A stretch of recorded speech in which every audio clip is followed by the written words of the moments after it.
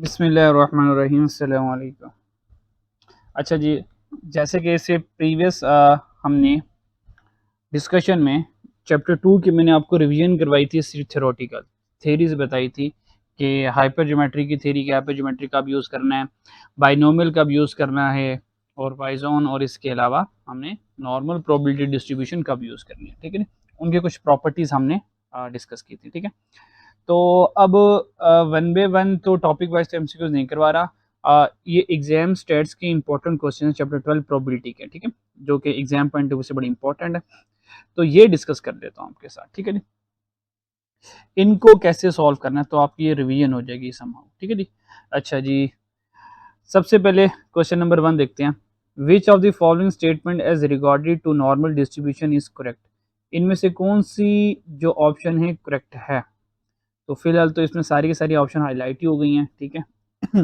वैसे ये हाईलाइट नहीं होनी चाहिए थी, मुझे इसके बगैर डिस्कस करना था। चले समहाउ अब डिस्कस कर लेते हैं सही, ठीक है जी। अच्छा, क्योंकि मैंने डॉक्यूमेंट ही आपको ये हाईलाइटेड फॉर्म में दिया था, दैट्स वाई तो मेरे पास भी हाईलाइटेड फॉर्म में ही रह गया, ठीक है। तो इस तरह डिस्कस कर लेते हैं, बस समझ लेते हैं, अंडरस्टैंड कर लेते हैं। अगर कोई ऑप्शन जो हाईलाइट है ये क्यों हाईलाइट है, इसको डिस्कस कर लेते हैं। कहता है कि which are the following statement regard normal distribution. तो नॉर्मल डिस्ट्रीब्यूशन की प्रॉपर्टीज आपके माइंड में आ जानी चाहिए, ठीक है जी।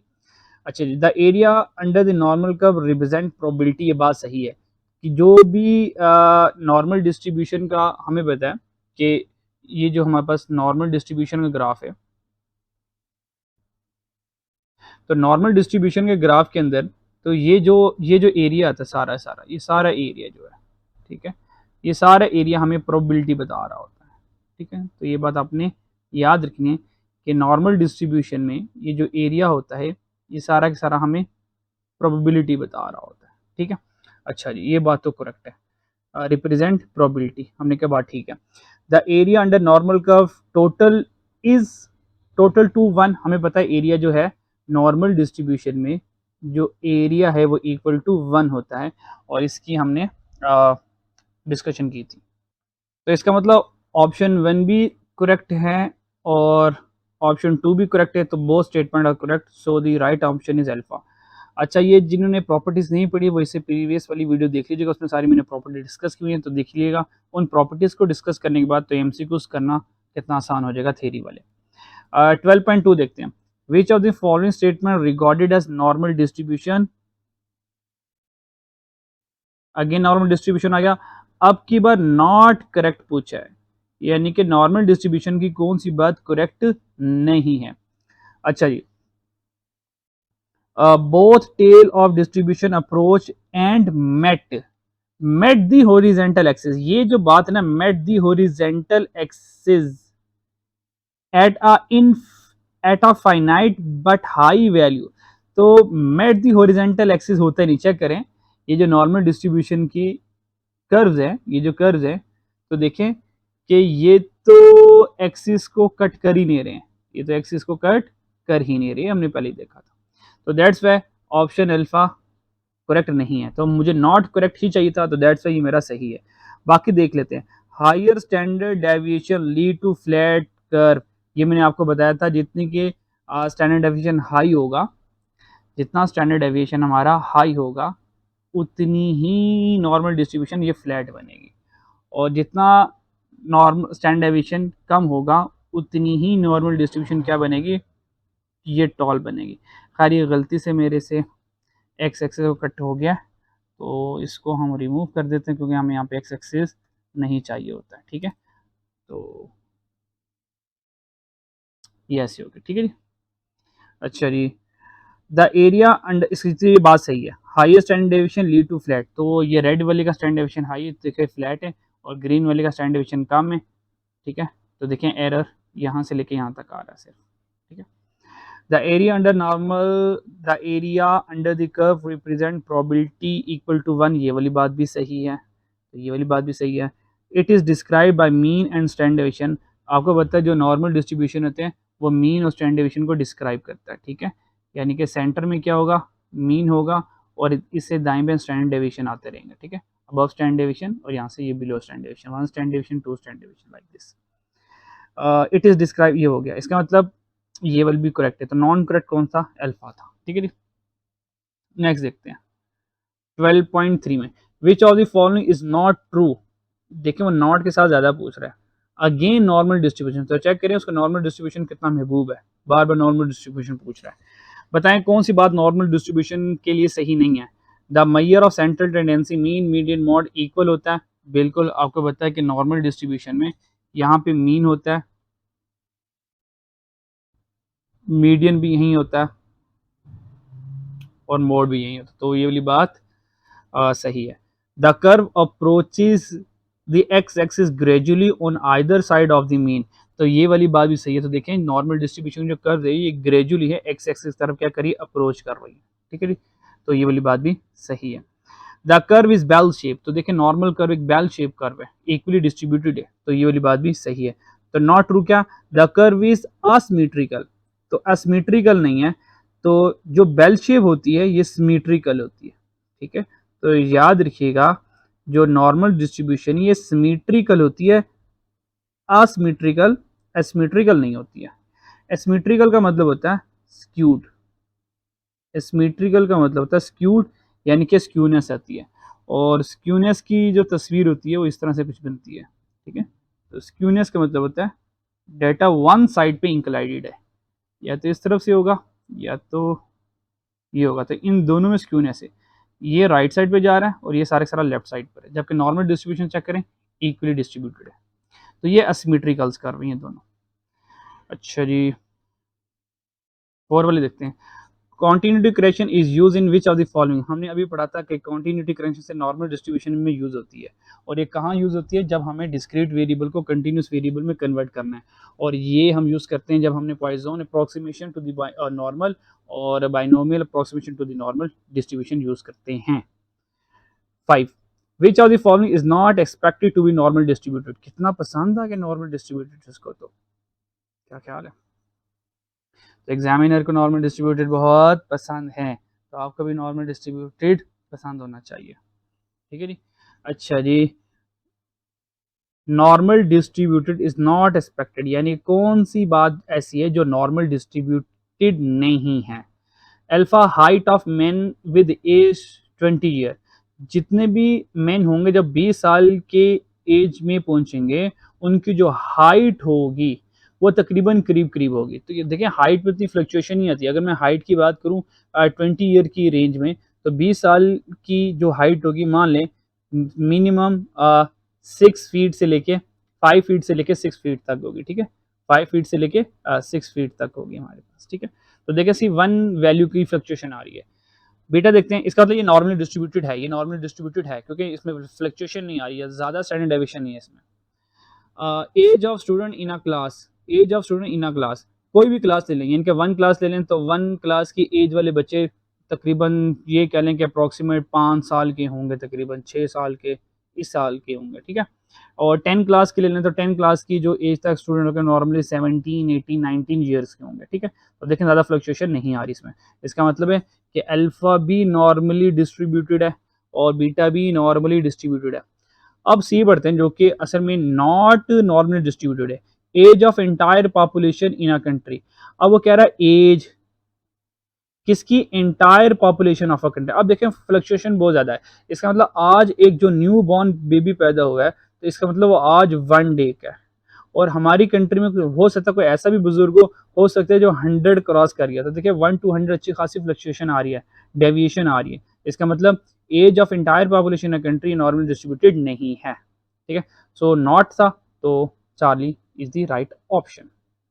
अच्छा जी, नेक्स्ट देखते हैं बाइनोमियल। चलो शुक्र है बाइनोमियल भी आया, वरना तो हम नॉर्मल डिस्ट्रीब्यूटेड कर करके थक गए थे और अक गए थे। बाइनोमियल डिस्ट्रीब्यूशन, अब एक और बात एग्जामिनर का फेवरेट बताता हूँ, मुश्किल एमसीक्यूज बनाने के लिए वो ज्यादातर नॉट के साथ पूछ रहा है। बताएं इनमें से कौन सी बाइनोमियल की करेक्टरिस्टिक्स नहीं है। ठीक है, तो अभी हमने बाइनोमियल की करेक्टरिस्टिक्स में पढ़ा था कि ट्रायल्स आर डिपेंडेंट, बाइनोमियल में ट्रायल डिपेंडेंट नहीं होते, इंडिपेंडेंट होते हैं, इंडिपेंडेंट होते हैं। ठीक है जी, इसी पिछली वीडियोस देख लीजिए, वहाँ पे मैंने सारी प्रॉपर्टीज रखी हुई हैं। तो अगर आपको इसके नोट चाहिए होंगे तो मुझे व्हाट्सएप कर दीजिएगा इस नंबर पे।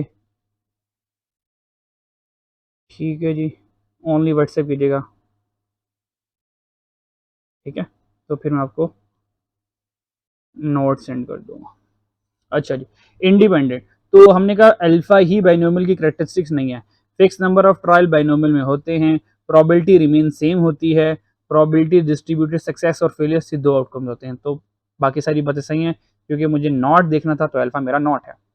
7 देखते हैं, in which distribution the probability of success remains constant, ये देखो अभी ऊपर पढ़ कर आए हैं, रिमेन सेम, रिमेन कांस्टेंट किस में होती है, बाइनोमियल डिस्ट्रीब्यूशन में रिमेन कांस्टेंट होती है, तो बीटा ऑप्शन। तो देखिए अगर आप प्रॉपर्टीज आपने अच्छे से पढ़ी हो तो आप मिनटों में क्वेश्चंस इजीली सॉल्व कर सकते हैं।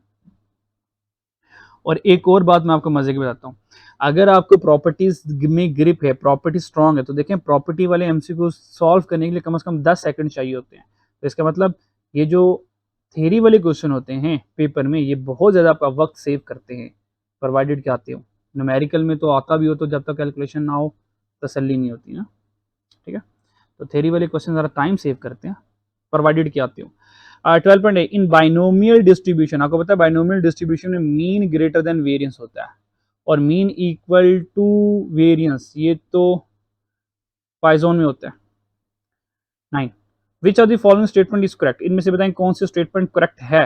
अब ये नहीं बताया कि ये मीन है, मीडियन है, मॉड है, नॉर्मल, प्रोबेबिलिटी, तो सारी ऑप्शन को पढ़ने के बाद तय करेंगे कौन सी बात। अब ये पूरे स्टेट में से कोई भी जनरल बात हो सकती है। इफ अ डिस्ट्रीब्यूशन, या फिर वो ये कह सकता है कि which of the following statement is correct regarding binomial distribution, regarding mean, regarding median, या रिगार्डिंग नॉर्मल प्रोबेबिलिटी डिस्ट्रीब्यूशन, ठीक है जी।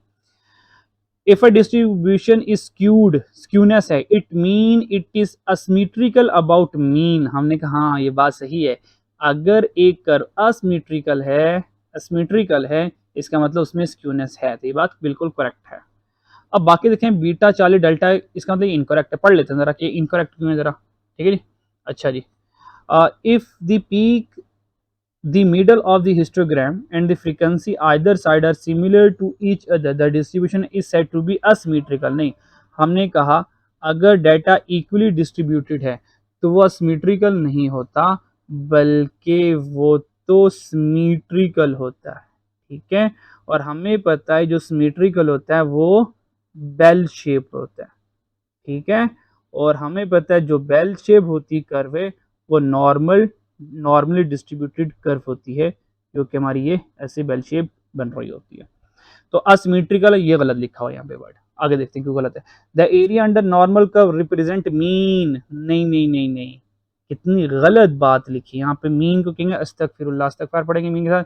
The area under normal curve represent mean नहीं, रिप्रेजेंट प्रोबेबिलिटी, ठीक है, करेक्ट वर्ड क्या था, प्रोबेबिलिटी, ठीक है। अच्छा जी, तो ये मीन गलत लिखा हुआ है, मैं जरा गलत वालों को हाईलाइट कर रहा हूँ सिर्फ।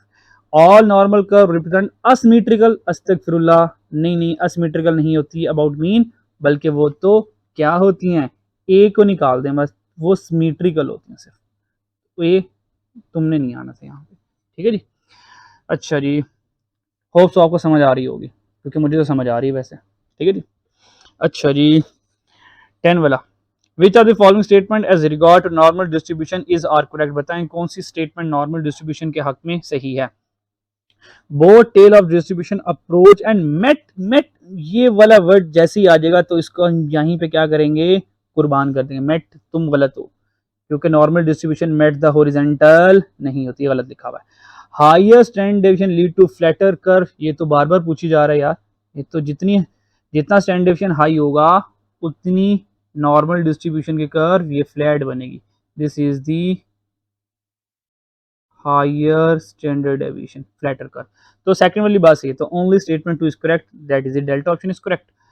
नॉर्मल डिस्ट्रीब्यूटेड बहुत कीमती है, तो यार लाजमी इसकी property again, which are the following recorded normal, examiner को हो क्या नॉर्मल डिस्ट्रीब्यूशन के अलावा इसकी दुनिया में कुछ नजर नहीं आ रहा, ठीक है, तो देख लें एग्जामिनर की कितनी मोहब्बत है नॉर्मल डिस्ट्रीब्यूशन के साथ, तो आपको नॉर्मल डिस्ट्रीब्यूशन को अच्छे से पढ़ के जाना है। अच्छा जी, कौन से स्टेटमेंट नॉर्मल डिस्ट्रीब्यूशन के हक में करेक्ट है, both tail of distribution approach and, ये तो ऊपर वाला कॉपी नहीं हो गया, बोथ वाला मेट, जैसे अगर मेट दी हॉरिजेंटल, हमने कहा अस्तगफिरुल्लाह, बिल्कुल मेट नहीं करते, ये बात गलत लिखी हुई है, तो ऑप्शन 1 तो गलत हो, असल में यहाँ पे 1 लिखना था मैंने, फिर ये 1 है, ठीक है, और ये यहाँ पे सिर्फ 2 है। Lower stand deviation lead, lower तक ये हो गया इसको भाग गया, ये तो lower stand deviation lead to flatter curve, हमने कहा नहीं, ये तभी ऊपर ताजा ताजा पढ़कर आए हैं, हायर स्टैंडर्ड डेविएशन हो तो फ्लैटर कर्व बनती है, लोअर के साथ फ्लैटर कर्व नहीं बनती, तो पहली वाली भी गलत होगी, दूसरी वाली भी गलत होगी, इसका मतलब both statement are not correct, तो beta is the right answer. Which are the following the property of bell shape curve? Oh, again normal distribution कह रहा है, बताएं इनमें से कौन सी नॉर्मल डिस्ट्रीब्यूशन की प्रॉपर्टी है, मीन मिड एंड मॉड तीनों इक्वल होते हैं, ये यूनी मॉडल होता है, ठीक है, यानी कि इसमें एक मोड होता है, और ये सिमेट्रिकल होती है, जिसको एसिम्प्टोटिक भी कहते हैं, तो इसका मतलब सारी की सारी बातें सही हैं। अच्छा जी, तो यहाँ पे बच्चों, अच्छे बच्चों, यहाँ पे जो है हम लगाएंगे ब्रेक, ठीक है, क्योंकि चैप्टर 12 की जो न्यूमेरिकल पार्ट था, जो थ्योरी पार्ट था, वो मैं डिस्कस कर चुका, तो इंशाल्लाह ताला अभी इससे नेक्स्ट वीडियो में सिर्फ हम यहाँ से ऑनवर्ड, ठीक है, 3 एरिया के ऊपर काम, इससे ऑनवर्ड जो आपको न्यूमेरिकल नजर आएंगे वो 3 पैटर्न पर हम न्यूमेरिकल सॉल्व करेंगे। Number 1 hyper